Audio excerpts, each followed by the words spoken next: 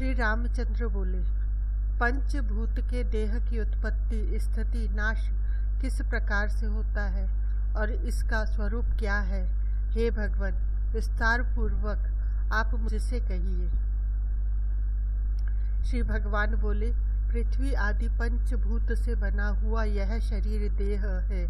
इसमें पृथ्वी प्रधान है और दूसरे चार इसमें मिले हुए अर्थात सहकारी हैं। जरायुज, अंडज, स्वेदज और उद्भिज, यह 5 भौतिक देह के 4 भेद हैं। और मानसिक उत्पत्ति जो कहाती है वह 5वीं है, उसे देव सर्ग कहते हैं। उन चारों में जरायुज प्रधान है, सो प्रथम उसी का वर्णन करते हैं। स्त्री के रज, पुरुष के बीज से जरायुज की उत्पत्ति होती है। जिस समय ऋतुकाल में स्त्री के गर्भाशय में पुरुष का वीर्य प्रवेश होता है, स्त्री का रज मिलित होता है, तभी जरायुज की उत्पत्ति होती है। स्त्री का रज अधिक होने से कन्या और वीर्य अधिक होने से पुरुष की उत्पत्ति होती है। और शुक्र शोणित की समान होने से नपुंसक होता है। जब स्त्री ऋतु स्नान कर चुके तब चौथे दिन से 16 रात्रि तक ऋतुकाल की अवधि कही है। उसमें विषम दिन 5वें, 7वें, 9वें दिन में स्त्री और युग्म दिन में पुरुष की उत्पत्ति होती है। जो 16वीं रात्रि में स्त्री के गर्भ रहता है तो चक्रवर्ती राजा उत्पन्न होता है, इसमें संदेह नहीं।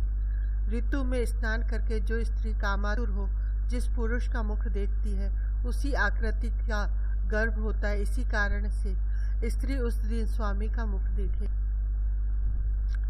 स्त्री के उदर में एक पेशिज मटा निर्मित होता है, उसे जरायु कहते हैं। जिस कारण से शुक्र और शोणित का योग उसी गर्भ में होता है, इसी कारण से उसे जरायुज कहते हैं।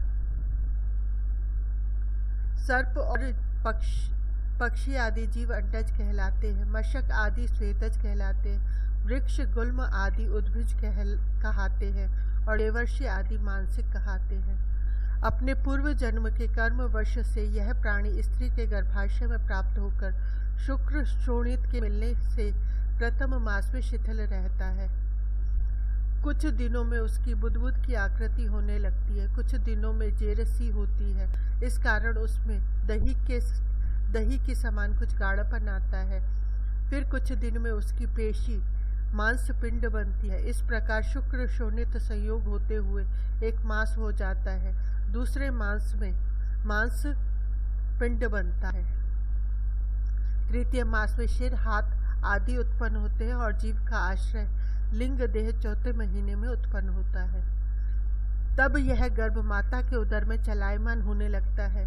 पुत्र दक्षिण पार्श्व और कन्या वाम पार्श्व में स्थित होती है और नपुंसक उदर के मध्य भाग में स्थित होता है। इस कारण दक्षिणा पार्श्व में जन्म लेने के अनंतर होने वाले शमश्रु तथा दंत आदि को छोड़कर सब अंग प्रत्यंग के भाग एक साथ चौथे मास में हो जाते हैं। पुरुषों के गंभीरता, स्थिर आदि धर्म और स्त्रियों के चंचलता आदि धर्म चौथे मास में उत्पन्न हो जाते हैं, जो सूक्ष्म रूप में रहते हैं। और नपुंसक गर्भ के स्त्री पुरुषों के मिले हुए धर्म गर्भ में उत्पन्न होते हैं और माता के हृदय में सन्निकट ही इसका हृदय होकर जिस वस्तु की माता इच्छा करती है, उसी वस्तु की यह इच्छा करता है। इस कारण गर्भ की वृद्धि के निमित्त माता की इच्छा पूर्ण करनी चाहिए और इसी से गर्भवती स्त्री को दोहदवती अर्थात 2 हृदय वाली कहते हैं। और उसकी इच्छा पूर्ण न होने से गर्भ में निर्बलता, बुद्धिहीनता, व्यंगत आदि दोष हो जाते हैं और माता का जिन विषयों में चित्त होता है उन विषयों में ही आर्त वह पुरुष होता है। इसलिए गर्भिणी की इच्छा पूर्ण करे। 5वें महीने से चित्त बढ़ता है तथा मांस और रक्त की पुष्टि होती है। 6ठे महीने में अस्थि, स्नायु और नख मस्तक के केश तथा शरीर के लोभ प्रकट होते हैं। 7वें मास में बल शरीर का वर्ण तथा सब अवयवों की पूर्णता होती है और वह गर्भ का बालक घुटनों में कोनी धर, हाथों से कान ढक और गर्भवास से व्याकुल होकर भयभीत हुआ सा स्थित होता है।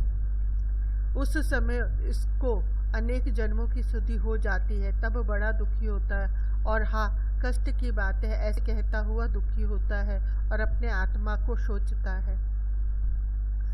वह असह्य और मर्मभेदी यातना को प्राप्त होकर बार बार कष्ट पाता है। जिस प्रकार से तपाए रेत में उसी को डाल दो, उसको जो वेदना होती है, ऐसी वेदना को वह प्राप्त होता है और दुख भोगता है। गर्भवास के दुख यह है कि प्रथम गर्भवास की अग्नि से जो जठराग्नि कहाती है, संतप्त होकर कहता है कि यह ज्वाला मुझको अत्यंत पीड़ित करती है। इसी प्रकार उदर के कीड़े जब काटते हैं तो विदित होता है कि इनके मुख कूट शाल्मिकी के कांटे की समान तीक्ष्ण है और ये मुझको अत्यंत पीड़ित करते हैं। गर्भ की बड़ी भारी दुर्गंध और जठराग्नि की ज्वाला से जो मुझको दुख प्राप्त हुआ है, उससे कुंभीपाक नरक का दुख कम है। मवाद, रक्त, कफ, अमंगल पदार्थ ही पान करने और वांति भक्षण करने को मिलती है। अशुचि पदार्थ मल मूत्र आदि में रहने से गर्भ में स्थित प्राणी कीड़ा ही हो जाता है।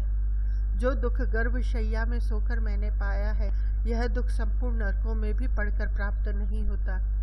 इस प्रकार से पूर्व लोक में प्राप्त हुई अनेक प्रकार की यातनाओं को स्मरण करता हुआ मुक्त होने का उपाय सोचता, यही अभ्यास करता रहता है।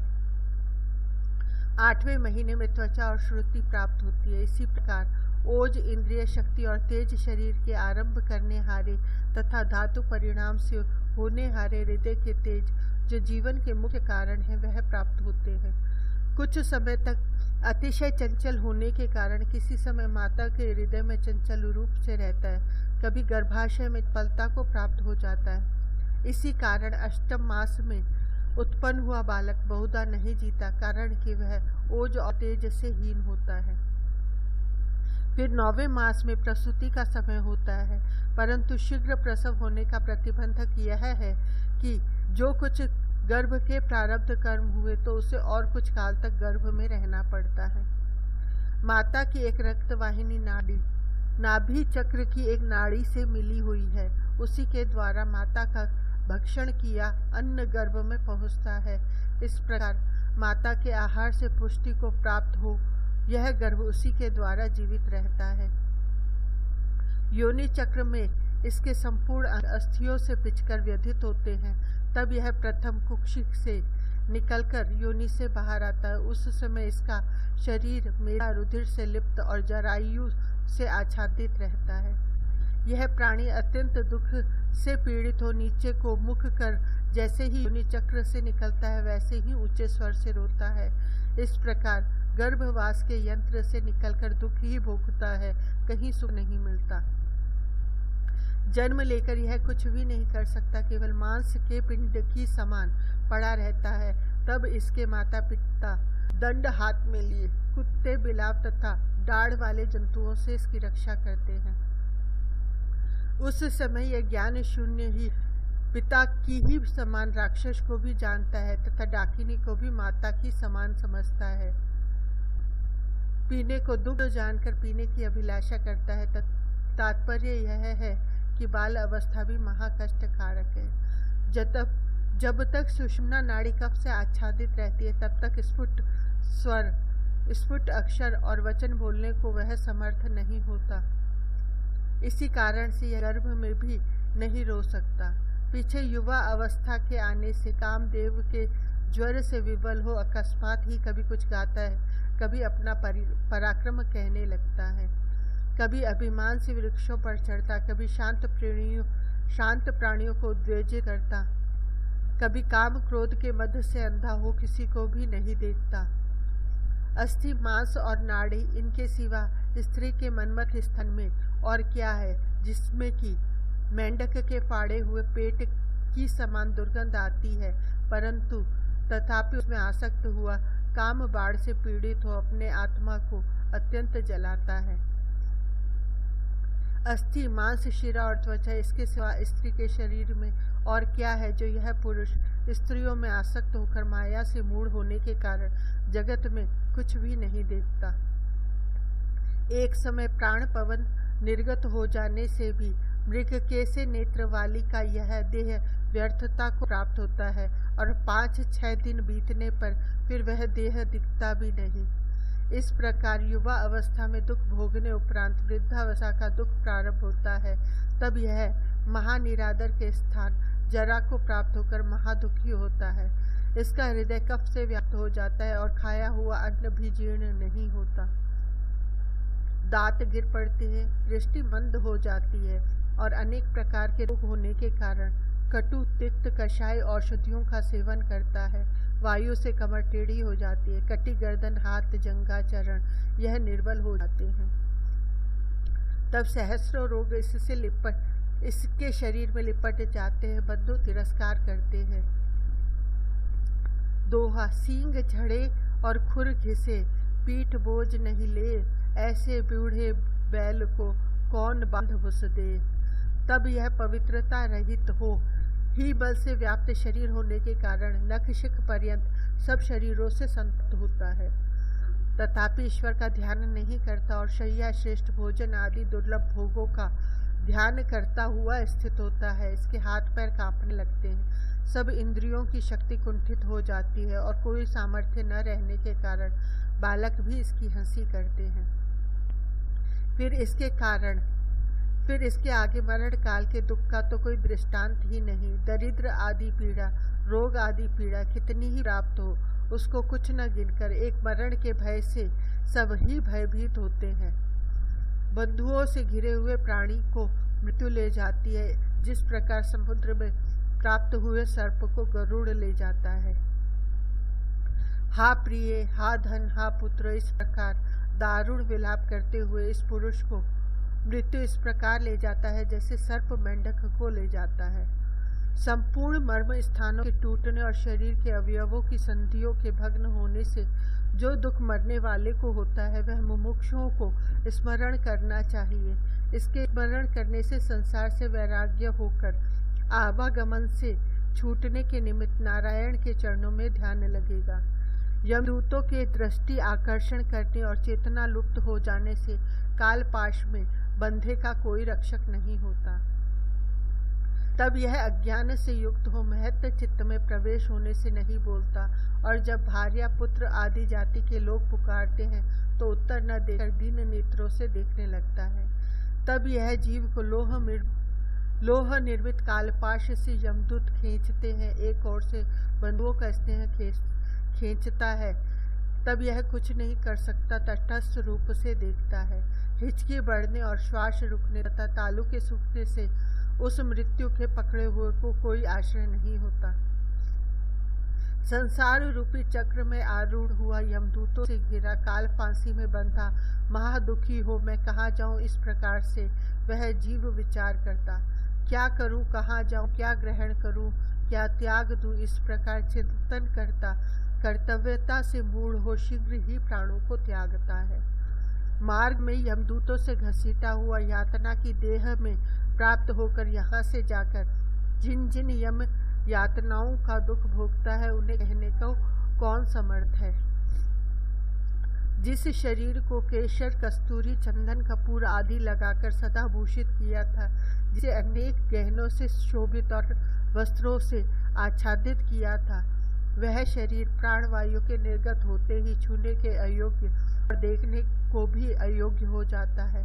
फिर कोई इसको क्षण मात्र न रखकर घर से निकालने लगते हैं। तब यह शरीर काष्ठ से जलाकर क्षण मात्र में भस्म कर दिया जाता है। फूल भोज जिन शिर न संभारे, तिनके अंग काठ बहु डारे, शिर पीड़ा जिनकी नहीं हेरी, करत कपाल क्रिया तिनकेरी। अथवा श्रृगाल, गिद्ध, कुत्ते, कौए इसको खा जाते हैं। फिर यह करोड़ों जन्म तक कभी दृष्टिगोचर नहीं होता है। जादूगर के समान उत्पन्न जादूगरी के इस जगत में मेरी माता, मेरा पिता, मेरे गुरुजन, मेरे स्वजन, ऐसी कौन प्रतिज्ञा करता है। जीव केवल कर्मों को ही लेकर परलोक में जाता है। जैसे मार्ग में पथिकों के विश्राम के लिए छाया का कोई वृक्ष जाता है, ऐसा ही यह मृत्यु लोक है। जिस प्रकार से पक्षी संध्या काल में वृक्ष पर आकर बसेरा लेते हैं और प्रातः काल उठकर एक दूसरे को त्याग अपने अभिलषित देशों में चले जाते हैं, इसी प्रकार से जाति अजाति के पुरुषों का समागम है। कर्म अनुसार अपने कुटुंब आदि में जन्म लेकर स्थित होते हैं। कर्म समाप्त होते ही अपनी गति को प्राप्त होते हैं। इससे मनुष्य को उचित है कि प्राणियों के समागम को पथिक समाज के समान जाने, यथा यह दुनिया में आए कि छांड दे तू ऐड, लेना है सो ले, उठी जात है पैंट। मृत्यु के बीज से जन्म और जन्म के बीज से मृत्यु होती है, अर्थात जो उत्पन्न हुआ है उसका अवश्य नाश होगा और नाश हुआ अवश्य जन्म लेगा। यह प्राणी इसी प्रकार घटी यंत्र की समान निरंतर भ्रमण करता रहता है। हे रामचंद्र, गर्भ के वीर्य के प्राप्त होने से इस प्रकार से प्राणी का जन्म और मृत्यु होती है। यह महाव्याधि है। जीवन मरण दोनों में ही महादुख होता है।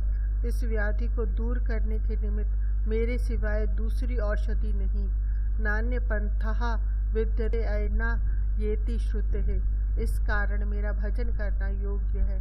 इति श्री पद्म पुराणे उत्तरखंडे शिव गीता भा 8वां अध्याय।